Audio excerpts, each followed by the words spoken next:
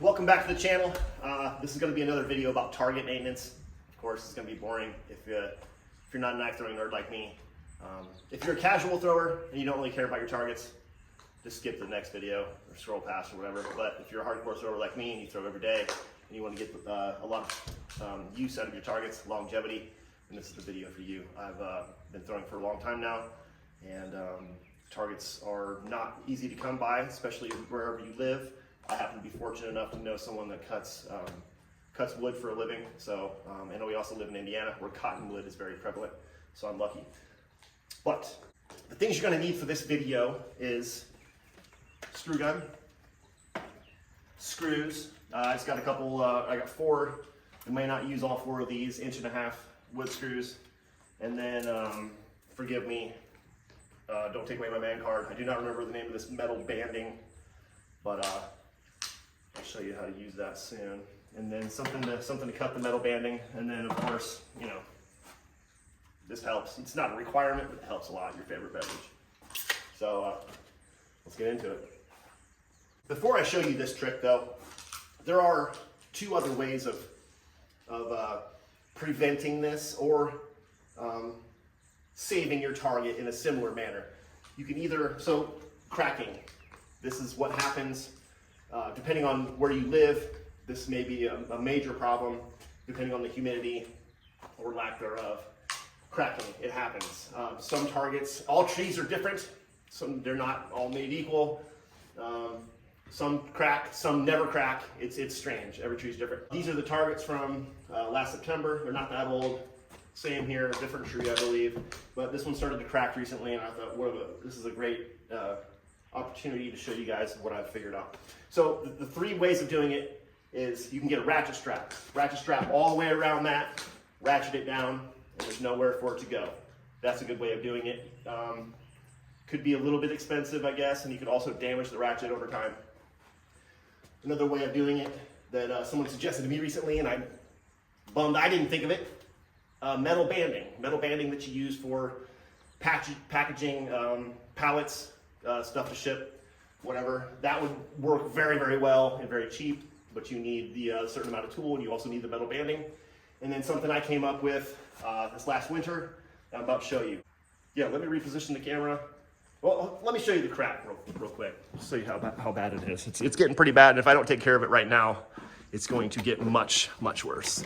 So, hold on a second here. As you can see, it's getting pretty bad. Sorry about the shadow, but if I don't take care of that, it's going to split. And then eventually, especially if you're throwing tomahawks, you'll split this part off. So, let me reposition. Okay, hoping you can see me. But first thing we're gonna do, take this metal banding. Did I show you guys, hopefully I showed you the ice pick in the beginning there. An ice pick, this is good because you can stab it into wood pretty easy.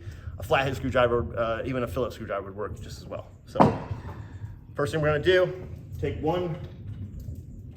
we're gonna take one screw and the screw gun, and we're going to screw this to one side of the crack.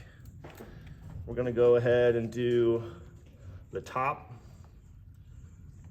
I'm gonna go almost midway. It doesn't really matter, I don't think. Bam, got that sucker in there. This part can be a little bit tricky, and it does help to have a friend. Last time I did this, I did have a friend helping me, so. But, okay, yeah, this is gonna be hard. I don't have the magnet on my bit right now, but here's what we're gonna do. Jam that in there, like that. And then I'm gonna wrench that. Okay, I'm gonna go ahead and add a second screw because I'm gonna put a lot of force on this.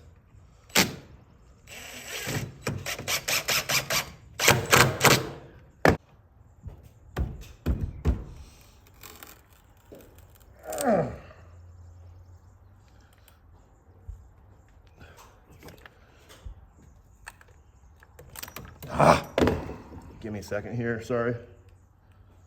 So if you do this, as soon as you notice it start to crack and it doesn't get to this point where there's a gap, it's much better.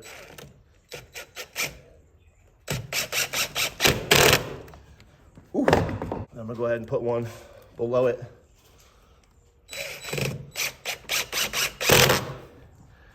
There. Now, all that tension that is on there, it will no longer allow it to expand. Like I said, had I done this as soon as I noticed it, it could have closed it, and I couldn't get my finger in there. So that's what I should have done. And of course, clippers is just to cut off the excess. It's not the right tool for the job. That's all I have right now. I don't know where my other clippers are, but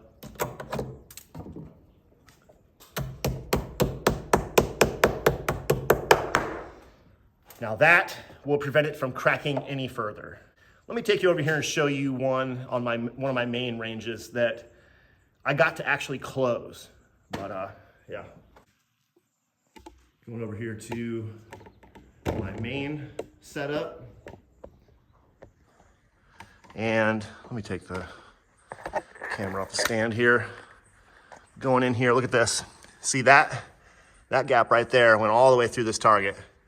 And I was bummed about it, but I was able to close it up. Look at that. So,